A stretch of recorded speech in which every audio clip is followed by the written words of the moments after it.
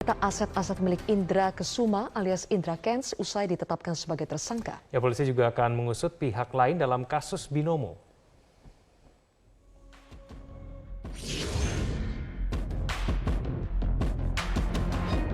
Pengusutan kasus perjudian berkedok investasi alias trading bodong memasuki babak baru. Sebab setelah diperiksa selama 7 jam lebih, Baris Krim Polri memutuskan untuk menetapkan Indra Kents menjadi tersangka dan langsung ditahan. Tak tanggung-tanggung, penyidik menjerat Crazy Rich asal Medan itu dengan 3 undang-undang sekaligus, yakni Undang-Undang ITE, Undang-Undang TPPU, dan KUHP. Dengan 3 jeratan undang-undang itu, Indra terancam dihukum 20 tahun penjara.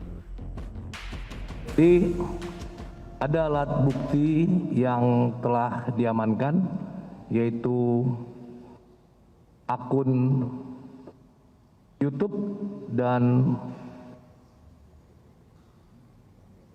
bukti transfer. Ya, ancaman hukuman terhadap yang bersangkutan 20 tahun. Bukan berhenti di situ saja, polisi rupanya akan menyita seluruh aset milik Indra Kents. Untuk diketahui, selama ini pria kelahiran 31 Mei 1996 ini kerap memamerkan kemewahannya melalui konten-konten yang ia buat di media sosial. Dan gue lagi ada di Serbia, Belgrade. Akan dilakukan penyitaan terhadap aset milik tersangka. Penetapan tersangka dan penahanan Indra Kents rupanya menarik perhatian para korban yang melaporkan kasus tersebut.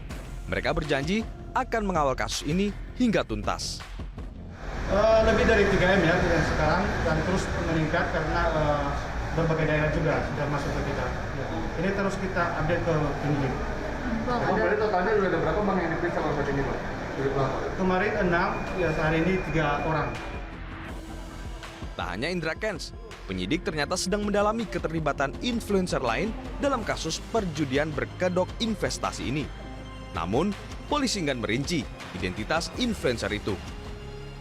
Tim Liputan, Metro TV. Sementara itu terkait dengan pengembangan penyidikan kasus investasi bodong yang menjerat Indra Kents, penyidik akan melacak sejumlah aset milik Indra Kents yang berkaitan dengan perkara tersebut. Aset yang dimaksud adalah sejumlah aliran dana dan akun YouTube milik Indra Kents. Penyidikan yang pertama, penyidik akan melakukan tracing terhadap aset milik saudara Ika yang terkait dengan transaksi yang dilakukan yang ada hubungannya dengan perkara kasus ini. Kemudian yang kedua, penyidik akan melakukan uji secara laboratorium terhadap video yang dibuat, yang disebar milik tersangka saudara Ika. Aset itu akan dilakukan tracing terkait dengan aliran dana yang berkaitan dengan trading option yang terkait dengan